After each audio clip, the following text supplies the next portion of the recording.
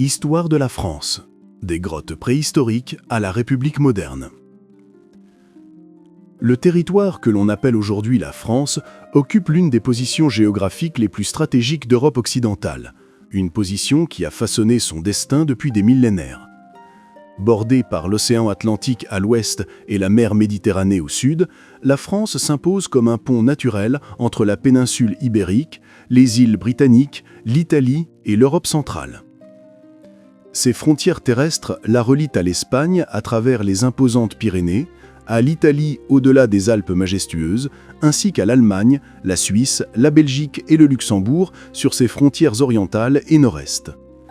Cette configuration géographique a fait de la France à la fois un carrefour et un territoire âprement disputé tout au long de l'histoire humaine. Le paysage français lui-même raconte une histoire d'une diversité exceptionnelle. Des côtes déchiquetées de la Bretagne aux plages ensoleillées de la Côte d'Azur, des sommets enneigés du Mont Blanc aux vignobles ondulants de Bourgogne et de Bordeaux, le territoire rassemble une variété remarquable d'écosystèmes et de climats. Les grands systèmes fluviaux, la Seine qui traverse Paris jusqu'à la Manche, la Loire qui s'étend au cœur du pays, la Garonne qui rejoint l'Atlantique et le Rhône qui relie les Alpes à la Méditerranée, ont servi d'artères de commerce, de communication et d'échanges culturels depuis des temps immémoriaux. Les plaines fertiles du bassin parisien, de l'Aquitaine et de la Normandie ont nourri des populations agricoles denses depuis des milliers d'années. Cette combinaison de rivières navigables, de terres productives, de barrières naturelles et d'un accès aux routes commerciales atlantiques et méditerranéennes a doté ce territoire d'une position unique pour devenir l'un des grands centres de civilisation européenne. L'histoire humaine de cette région remonte bien au-delà des premiers textes écrits. Nous savons avec certitude que les hommes modernes, Homo sapiens, vivent sur le territoire français depuis au moins 40 000 à 45 000 années. Pendant un temps, ils ont partagé le continent avec les Néandertaliens avant la disparition de ces derniers. Les communautés qui occupaient cette terre au Paléolithique supérieur ont laissé parmi les premières traces claires de créativité humaine. La célèbre grotte Chauvet, découverte en 1994, conserve des peintures datées d'environ 30 000 ans, représentant des animaux avec un naturalisme saisissant. À Lascaux, il y a quelques 17 000 ans, les représentations de taureaux et de chevaux témoignent de la même maturité artistique. Ces vestiges, remarquablement bien conservés, montrent que, dans le sud-ouest de la France, vivaient des groupes de chasseurs-cueilleurs dotés de pratiques symboliques et artistiques complexes. Après la fin de la dernière glaciation, autour de 10 000 avant Jésus-Christ, l'environnement changea profondément et les groupes humains s'adaptèrent. Entre 5800 et 5000 avant Jésus-Christ, l'agriculture se diffusa progressivement en France, un processus connu sous le nom de révolution néolithique. Les premières communautés agricoles, arrivées par les routes méditerranéennes, fondèrent de petits villages et commencèrent à transformer durablement le paysage. Ces premiers agriculteurs érigèrent des monuments encore visibles aujourd'hui, tels que les alignements de Carnac, ainsi que divers dolmens et tombes à couloirs. Ils témoignent de sociétés organisées, capables de mobiliser une main-d'œuvre pour des projets collectifs et de maintenir une vie sédentaire. Le néolithique introduisit la poterie, l'élevage et l'aménagement d'un paysage agricole qui resterait fondamental pour le développement ultérieur de la région. Aux alentours de 2000 ans avant Jésus-Christ, l'âge du bronze atteignit la France, apportant une technologie métallurgique développée au Proche-Orient et diffusée progressivement à travers l'Europe. Les outils et armes en bronze représentaient un progrès majeur et leur fabrication nécessitait des réseaux commerciaux étendus pour obtenir cuivre et étain, rarement présents ensemble. Ces réseaux reliaient la France à la Bretagne, à la péninsule ibérique, à l'Europe centrale et jusqu'aux civilisations méditerranéennes orientales. Les sociétés de l'âge du bronze en France construisaient des oppidas sur les hauteurs, menaient des guerres plus élaborées et accumulaient des richesses qui engendraient des hiérarchies sociales plus marquées. Les pratiques funéraires révèlent l'émergence d'élites guerrières, inhumées avec armes en bronze, bijoux et objets de prestige. L'âge du fer, à partir d'environ 800 avant Jésus-Christ, apporta des transformations encore plus profondes. Les outils et armes en fer, moins coûteux et plus abondants que ceux en bronze, se répandirent dans toute la population. Au 5e siècle avant Jésus-Christ, une culture distincte s'était formée sur une grande partie de la France, celle que les sources antiques nomment gauloise ou celtique. Les Gaulois n'étaient pas un peuple unifié, mais un ensemble de tribus apparentées par la langue et la culture. Parmi les plus importantes figuraient les Arvernes, en France centrale, qui donneraient plus tard le chef Vercingétorix, les Éduins, en Bourgogne, alliés précoces de Rome, les Parisis, qui ont donné leur nom à Paris, les Belges, au nord, réputés les plus farouches guerriers, et les Aquitains au sud-ouest, peut-être apparentés aux ancêtres des Basques. Chaque tribu gérait son propre territoire, son propre gouvernement aristocratique ou magistral, et guerroyait fréquemment contre ses voisines pour la terre, les ressources ou le prestige. La société gauloise était sophistiquée et hiérarchisée. À son sommet se trouvait une aristocratie guerrière combattant à cheval ou sur des chars, exhibant sa richesse par un artisanat métallique raffiné, par l'importation de produits méditerranéens et par le nombre de clients et de guerriers qu'elle entretenait. En dessous, vivaient les paysans et artisans libres, puis les esclaves capturés lors des conflits. Une classe particulière, les druides, exerçait l'autorité religieuse et jouait également le rôle de juge, d'enseignant et de gardien de la tradition orale. Les Gaulois refusaient délibérément de consigner leurs connaissances sacrées par écrit, malgré leur familiarité avec l'écriture méditerranéenne. Les druides, qui étudiaient pendant des décennies, mémorisaient des corpus immenses de poésie, de lois, de généalogie et de doctrines religieuses. Ils jouissaient d'un pouvoir considérable et seuls pouvaient circuler librement entre les tribus, même en temps de guerre. Les Gaulois parlaient diverses langues celtiques apparentées au brittonique ancien, à l'irlandais ancien et à d'autres langues celtiques, bien que ces idiomes n'aient pas été mutuellement intelligibles. Leur religion polythéiste s'articulait autour de lieux naturels, bois sacrés, sources, rivières, et incluait des offrandes, parfois même des sacrifices humains. Ils construisaient des oppida, villes fortifiées servant de centre économique, politique et religieux. L'oppida de Bibracte, capitale des Éduins, s'étendait sur près de 80 hectares et abritait plusieurs milliers d'habitants, avec de vastes ateliers produisant poteries, objets métalliques et articles destinés au commerce régional. Les Gaulois frappaient leur propre monnaie, commerçaient largement avec le monde méditerranéen et développèrent un style artistique distinctif, caractérisé par des motifs abstraits tourbillonnants et des formes animales stylisées. Des marchands et colons grecs s'étaient établis sur la côte méditerranéenne dès 600 avant Jésus-Christ, principalement à Massalia, l'actuelle Marseille, fondée par des Grecs de Phocée en Asie mineure. Massalia devint une cité prospère qui introduisit le vin, l'oléiculture et l'alphabet grec en Gaule méridionale. Elle entretenait des relations commerciales avec les tribus celtes de l'intérieur, échangeant des produits de luxe méditerranéens contre des matières premières, notamment l'étain de Bretagne, transitant par la Gaule. Cependant, l'influence grecque resta confinée aux régions côtières. Ce furent les Romains qui transformèrent durablement la civilisation gauloise. L'implication romaine en Gaule commença à la fin du IIe siècle avant Jésus-Christ, lorsque Rome établit la province de la Gaule narbonnaise, environ l'actuelle Provence, fondée par des Grecs de Phocée en Asie mineure. Massalia devint une cité prospère qui introduisit le vin, l'oléiculture et l'alphabet grec en Gaule méridionale. Elle entretenait des relations commerciales avec les tribus celtes de l'intérieur, échangeant des produits de luxe méditerranéens contre des matières premières, notamment l'étain de Bretagne, transitant par la Gaule. Cependant, l'influence grecque resta confinée aux régions côtières. Ce furent les Romains qui transformèrent durablement la civilisation gauloise. L'implication romaine en Gaule commença à la fin du IIe siècle avant Jésus-Christ, lorsque Rome établit la province de la Gaule narbonnaise, environ l'actuelle Provence, pour relier l'Italie à ses possessions en Espagne. Pendant des décennies, Romains et Gaulois cohabitèrent difficilement, certaines tribus s'alliant à Rome, d'autres résistant à son expansion. Puis, de 58 à 50 avant Jésus-Christ, Jules César entreprit la conquête systématique de toute la Gaule, motivé par ses ambitions personnelles, les intérêts stratégiques de Rome et l'attrait de l'or et des esclaves gaulois.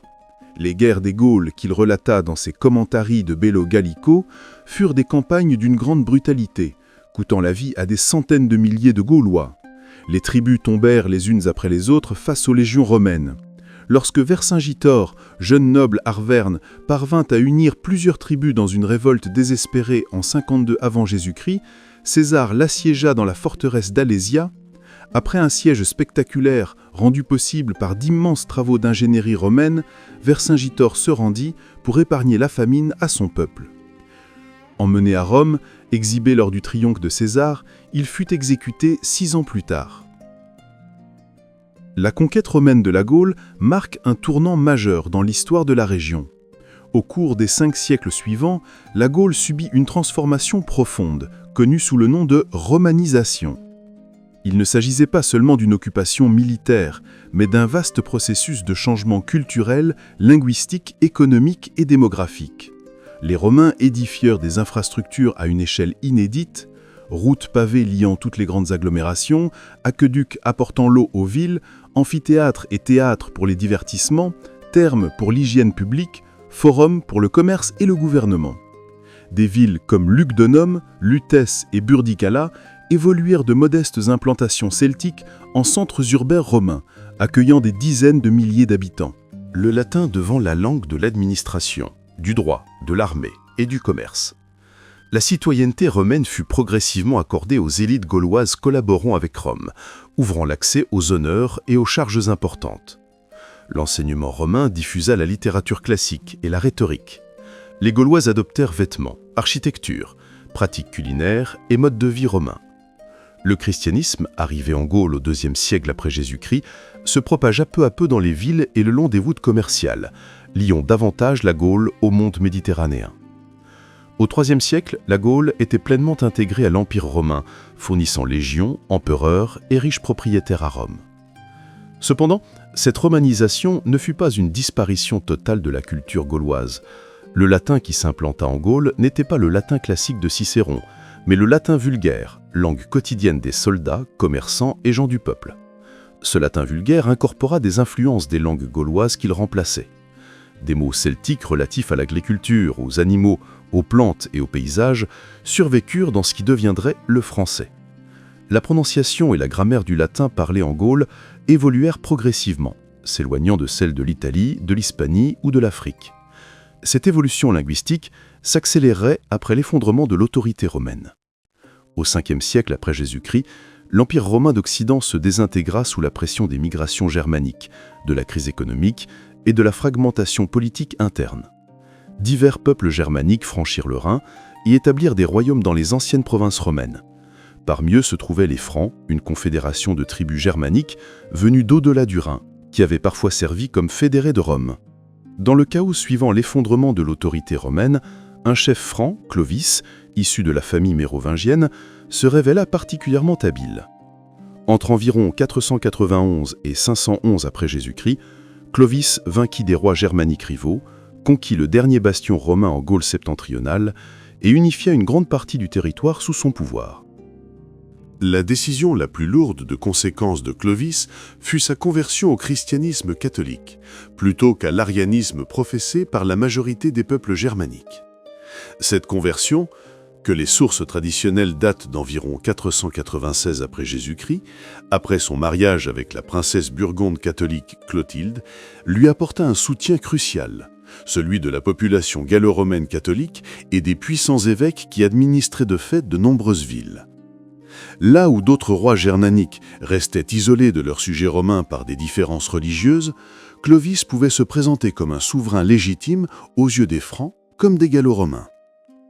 Depuis leur capitale à Paris, les Mérovingiens régnèrent plus de 2 siècles, bien que leur royaume fût fréquemment divisé entre plusieurs héritiers selon la coutume franque. La période franque vit la fusion progressive d'éléments germaniques et romains en une culture nouvelle. Les Francs, dominants militairement, étaient cependant largement minoritaires face à la population gallo-romaine. Plutôt que d'imposer leur langue, ils adoptèrent progressivement la langue romane de leur sujet, déjà bien éloignée du latin classique. Toutefois, le francique contribua de nombreux termes au vocabulaire émergent, notamment dans les domaines de la guerre, comme guerre, issu du francique verra, du gouvernement et des relations féodales. Les Mérovingiens furent finalement supplantés par leurs propres maires du palais, les Carolingiens, qui s'emparèrent du pouvoir royal au 8e siècle. Sous Charlemagne, 768-814 après Jésus-Christ, le royaume franc s'étendit de manière spectaculaire pour englober une grande partie de l'Europe occidentale, recréant brièvement quelque chose d'approchant l'Empire romain. Charlemagne fut couronné empereur par le pape en 800 après Jésus-Christ, fondant ce que l'on nommerait plus tard le Saint-Empire romain. Les transformations linguistiques de cette époque furent profondes. Au IXe siècle, la langue parlée quotidiennement dans le royaume franc s'était tellement éloignée du latin qu'elle constituait une nouvelle langue. Les célèbres serments de Strasbourg, prêtés en 842 après Jésus-Christ par deux petits-fils de Charlemagne, furent consignés à la fois dans la langue germanique de l'Est du royaume et dans ce que le scribe appelait la romana lingua, la langue romane, parlée à l'Ouest. Cette romana lingua est clairement du français ancien plutôt que du latin, marquant l'un des premiers témoignages écrits de la langue française distincte de son ancêtre latin. Pourtant, le latin demeurait la langue de l'Église, du savoir, des documents officiels et de la diplomatie internationale. Cette situation de bilinguisme, latin pour l'écrit formel, français pour la vie quotidienne, caractériserait la France pendant des siècles. L'Empire carolingien se fragmenta au IXe siècle sous la pression des raids vikings, des incursions musulmanes venues d'Espagne et des invasions magyars de l'Est. La partie occidentale de l'Empire, correspondant approximativement à la France actuelle, devint le royaume des Francs de l'Ouest. En 987, à la mort du dernier roi carolingien sans héritier direct, la noblesse élut Hugues Capet, comte de Paris, comme roi. La dynastie capétienne qu'il fonda régnerait plus de 3 siècles en ligne directe et établirait des branches cadettes qui gouverneraient pendant encore plusieurs siècles. Cependant, le pouvoir des premiers Capétiens était limité à un domaine relativement restreint autour de Paris et d'Orléans. Le reste de la France était contrôlé par de puissants seigneurs féodaux, les ducs de Normandie, d'Aquitaine et de Bourgogne, les comtes de Flandre, de Toulouse et de Champagne, qui, quoique théoriquement vassaux du roi, gouvernaient leur territoire de manière indépendante et disposaient souvent de plus grandes ressources militaires et économiques que le roi lui-même. Les siècles médiévaux virent la langue française continuer à évoluer et à se diversifier en dialectes régionaux. Les dialectes de la langue d'Oïl dans le nord différaient profondément de ceux de la langue d'Oc au sud, chacun comprenant une multitude de sous-dialectes. Pourtant, la littérature française entra dans une période de floraison. La fin du XIe siècle produisit la chanson de Roland, poème épique célébrant une bataille légendaire de l'époque carolingienne, composée en ancien français et considéré comme l'un des premiers chefs-d'œuvre de la littérature française. Au XIIe et XIIIe siècle, la créativité littéraire explosa. Les troubadours du Sud composèrent une poésie amoureuse raffinée, les trouvères du Nord élaborèrent des romans courtois, inspirés d'Arthur et d'autres héros, et le français devint la langue de la culture et de la chevalerie dans une grande partie de l'Europe. Le dialecte de Paris et de l'Île-de-France acquit progressivement un prestige croissant à mesure que les rois capétiens étendaient leur autorité réelle. La guerre de Cent Ans, 1337-1453, naquit d'un conflit successoral complexe lorsque le roi anglais Édouard III revendiqua la couronne de France. Ce conflit dévastateur, mené par intermittence durant plus d'un siècle, vit de grandes victoires anglaises à Crécy et à Azincourt, l'occupation anglaise de Paris et du nord de la France, et une France au bord du désastre. L'intervention de Jeanne d'Arc, une jeune paysanne affirmant recevoir des visions divines, galvanisa les forces françaises, qui brisèrent le siège d'Orléans en 1429 et permirent le sacre de Charles VII.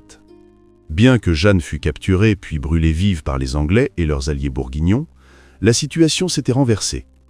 En 1453, les Anglais furent expulsés de tout le territoire français, à l'exception de Calais. La fin de la guerre permit au roi de France de bâtir un État plus centralisé, établissant une fiscalité permanente, une armée régulière et un pouvoir royal renforcé aux dépens des seigneurs féodaux. L'imprimerie, introduite à Paris dans les années 1470 par des imprimeurs allemands, révolutionna la diffusion des connaissances et amorça la standardisation progressive de l'orthographe et de la grammaire française. Le XVIe siècle apporta à la France à la fois la Renaissance italienne et la Réforme protestante. Les guerres d'Italie exposèrent les élites françaises à l'art, à l'architecture et au savoir de la Renaissance, qu'elles adoptèrent avec enthousiasme. Parallèlement, les idées protestantes, de Luther et surtout de Calvin, trouvèrent un terrain fertile en France, divisant le royaume sur des bases religieuses. Les guerres de religion, 1562-1598, furent des conflits civils d'une violence extraordinaire, culminant avec le massacre de la Saint-Barthélemy en 1572, au cours duquel des milliers de protestants furent assassinés à Paris et dans tout le royaume.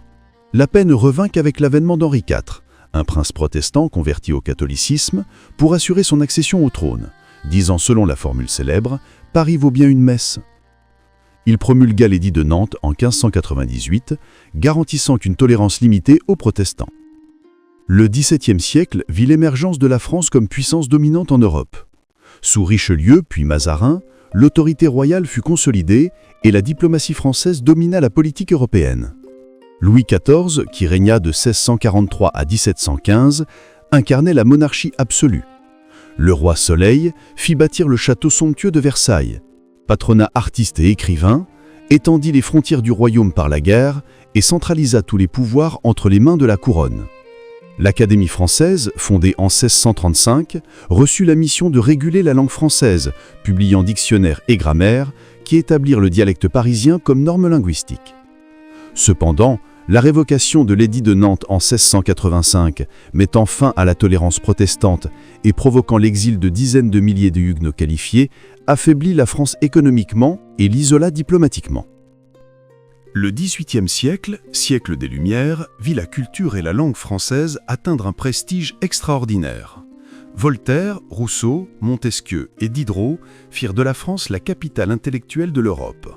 Le français était parlé dans toutes les cours européennes et constituait la langue internationale de la diplomatie et de la culture. Pourtant, sous cet éclat se cachaient de graves problèmes. Un système fiscal archaïque exemptant noblesse et clergé, des guerres coûteuses et l'extravagance de Versailles accumulèrent une dette insoutenable. Les inégalités entre les ordres privilégiés et le tiers-État devinrent de plus en plus intolérables. De mauvaises récoltes à la fin des années 1780 plongèrent le peuple dans la faim. En 1789, ces tensions accumulées éclatèrent en révolution. La convocation des États généraux, assemblée traditionnelle qui ne s'était plus réunie depuis 1614, échappa rapidement au contrôle royal. Le tiers-État se proclama Assemblée nationale, la foule prit d'assaut la Bastille le 14 juillet 1789 et en quelques semaines, le régime féodal fut aboli. La décennie révolutionnaire qui suivit vit l'exécution de Louis XVI et de Marie-Antoinette, la dictature radicale des Jacobins sous Robespierre, la terreur qui envoya des milliers de personnes à la guillotine, les guerres contre les monarchies européennes et finalement l'ascension de Napoléon Bonaparte, officier d'artillerie corse, qui s'empara du pouvoir en 1799. Napoléon se couronna empereur en 1804 et entreprit de conquérir la majeure partie de l'Europe continentale, diffusant les idéaux révolutionnaires et les codes juridiques français, dont le Code civil encore à la base du droit français actuel. Mais ses ambitions culminèrent dans la catastrophe de la campagne de Russie en 1812 et sa défaite finale à Waterloo en 1815. Les périodes révolutionnaires et napoléoniennes eurent des effets durables sur la France et l'Europe. Elles détruisirent définitivement l'Ancien Régime, favorisèrent la méritocratie, introduisirent la conscription de masse et les armées nationales, et diffusèrent les idéologies nationalistes. Les révolutionnaires désireux de renforcer l'unité nationale considéraient les langues régionales comme des obstacles. Ils imposèrent l'enseignement du français à travers tout le pays, amorçant un processus qui réduisit progressivement l'usage du breton en Bretagne, de l'occitan dans le sud, de l'alsacien en Alsace et d'autres langues régionales, sans toutefois les faire disparaître complètement. Le XIXe siècle vit la France alterner entre divers régimes politiques. La restauration monarchique des Bourbons, la monarchie de Juillet sous Louis-Philippe, la Deuxième République, le Second Empire dirigé par le neveu de Napoléon, puis finalement la Troisième République établie en 1870. Cette instabilité politique contrastait avec une industrialisation rapide, une expansion coloniale considérable et un épanouissement culturel remarquable. La France constitua alors un vaste empire colonial, second seulement à celui du Royaume-Uni, contrôlant une large partie de l'Afrique occidentale et septentrionale, l'Indochine, ainsi que des territoires dans le Pacifique et les Caraïbes. L'Algérie, conquise à partir de 1830, fut intégrée comme partie intégrante du territoire français.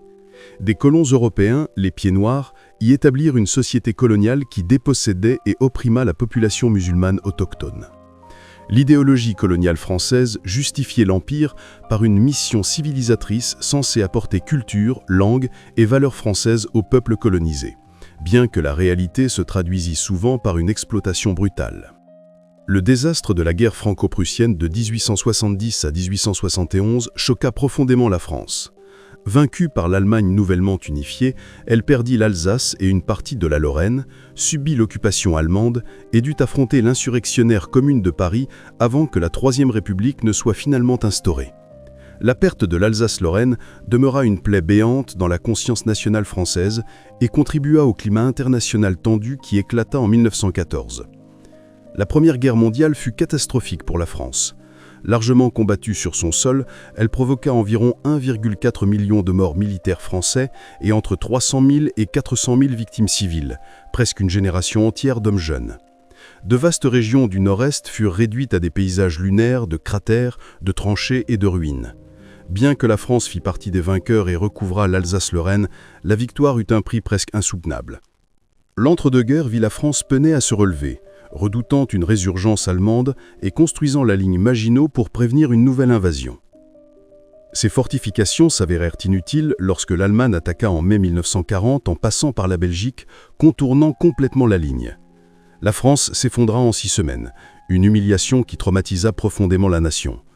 L'Allemagne occupa directement les régions du Nord et de l'Ouest, tandis qu'un gouvernement collaborationniste dirigé par le maréchal Philippe Pétain administra la France méridionale depuis la ville thermale de Vichy. Le régime de Vichy collabora activement avec l'Allemagne nazie, notamment dans la déportation des Juifs vers les camps d'extermination. En novembre 1942, l'Allemagne occupa l'ensemble du territoire français, même si Vichy subsista encore nominalement. Pendant ce temps, la France libre de Charles de Gaulle, opérant depuis Londres puis Alger, ainsi que la résistance intérieure, poursuivaient la lutte. La France fut libérée par les forces alliées en 1944-1945, Paris l'étant en août 1944. L'après-guerre vit la France tenter de restaurer son rang et son identité. La Quatrième République se révéla politiquement instable, avec des changements de gouvernement incessants et dut affronter le douloureux processus de la décolonisation. Les guerres coloniales d'Indochine et surtout d'Algérie divisèrent profondément la société française. L'Algérie, avec sa nombreuse population de colons européens, était considérée comme partie intégrante de la France, rendant sa lutte pour l'indépendance particulièrement traumatisante. La guerre d'Algérie, 1954-1962, fit des centaines de milliers de morts et faillit provoquer un coup d'État militaire en France même. En 1958, Charles de Gaulle revint au pouvoir et fonda la Ve République, dotée d'une présidence forte, capable de fournir une stabilité politique durable. De Gaulle négocia l'indépendance algérienne en 1962, mettant fin à l'ère coloniale française. La Ve République s'est révélée remarquablement durable. La France devint membre fondateur de ce qui deviendrait l'Union européenne, reconstruisit son économie au rang des plus puissantes d'Europe, développa une dissuasion nucléaire indépendante et conserva une influence diplomatique et culturelle mondiale majeure. Les bouleversements sociaux de mai 1968, lorsque les étudiants et les ouvriers faillirent renverser le gouvernement, révélèrent des transformations profondes de la société française. Les dernières décennies ont apporté de nouveaux défis. La mondialisation économique, l'intégration européenne posant des questions de souveraineté, l'immigration issue des anciennes colonies composant une société multiculturelle et la redéfinition du rôle de la France dans un monde où elle n'est plus une superpuissance mais reste une voie essentielle. La France d'aujourd'hui, avec une population d'environ 67 millions d'habitants, représente une synthèse extraordinaire de strates historiques. Sur le plan génétique, les Français descendent majoritairement des anciens Celtes et des Romains, qui constituèrent l'essentiel de la population même après les invasions germaniques, puis furent rejoints par diverses immigrations venues d'Italie, de Pologne, de Portugal, d'Afrique du Nord et d'ailleurs. Culturellement, la France demeure façonnée par son héritage celtique, les traditions juridiques et administratives romaines, les structures féodales germaniques, les valeurs catholiques puis républicaines et laïques, ainsi que par les influences mondiales issues de son passé et de son présent coloniaux. La langue française, malgré des siècles de standardisation, conserve encore des traces de cette ascendance complexe, substrat celtique, noyau latin, superstrat germanique et emprunt à l'italien, à l'arabe, à l'anglais et à bien d'autres langues. Les identités régionales restent fortes malgré des siècles de centralisation. La Bretagne maintient ses liens culturels celtiques. L'Alsace regarde à la fois vers l'Allemagne et vers la France. La Corse possède une identité qui lui est propre. Et le Midi se souvient de son passé occitan. Les langues régionales, bien que marginalisées, survivent et connaissent même des renaissances modestes. La France se débat aujourd'hui avec la question de l'identité nationale dans un monde marqué par la mondialisation, l'intégration européenne et le multiculturalisme. L'héritage du colonialisme façonne encore les relations françaises avec le monde en développement et génère des tensions autour de l'immigration et de l'intégration. Pourtant, la France demeure une puissance économique majeure, membre permanent du Conseil de sécurité de l'ONU, puissance nucléaire et un pays dont la culture, la cuisine, la mode et la vie intellectuelle continuent d'exercer une influence mondiale. Des peintres préhistoriques de Chauvet aux philosophes des Lumières, des guerriers d'Alésia aux révolutionnaires de 1789, des bâtisseurs médiévaux des cathédrales gothiques aux architectes contemporains de l'Union européenne, l'histoire de la France est celle d'une transformation continue. La terre demeure, les fleuves coulent toujours, mais les peuples, les cultures, les langues et les États qui ont occupé ce territoire ont changé, profondément, maintes et maintes fois. Comprendre la France, c'est la reconnaître non comme une entité immuable et antique, mais comme le produit de migrations, de conquêtes, d'échanges culturels et de révolutions politiques qui s'étendent sur plus de 40 000 ans de présence humaine. La France actuelle, républicaine, laïque, européenne, mondiale, n'est que le dernier chapitre de cette longue histoire et tout porte à croire que cette histoire est loin d'être terminée.